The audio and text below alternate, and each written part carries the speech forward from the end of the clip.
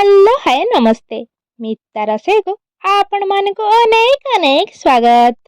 आज आम नहीं आसीचु पियाज संधारे एमिति एक रेसिपी यार स्वाद पूरा छतु बेसर परी।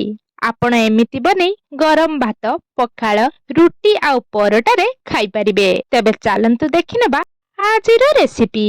रेसिपी पाई मु प्रथमे पियाज संडा को काटी नेछि एमिति छोट छोट करी। ता सह गोटे टमाटो गोटे बड़ साइज रो आलू आ गोटे बड़ साइज रो पियाज को एमिति छोट छोट करी काटी नेछि।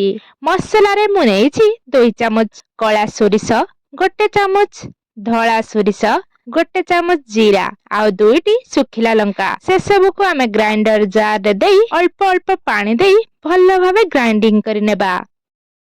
एबे गोटे पात्र नहीं आसबा आउ सेई पात्र रे पियाज संडा आलू टमाटो पियाज पके नेबा। ता ऊपर बाटी रखितिबा मसला को ढाली देबा। मसला ढाली सारिबा परे ता ऊपर हळदी गुंड आ स्वाद अनुसार लूण पके नेबा। सेई ग्राइंडर जार रे अल्प पानी देई ता ऊपर ढाली नेबा।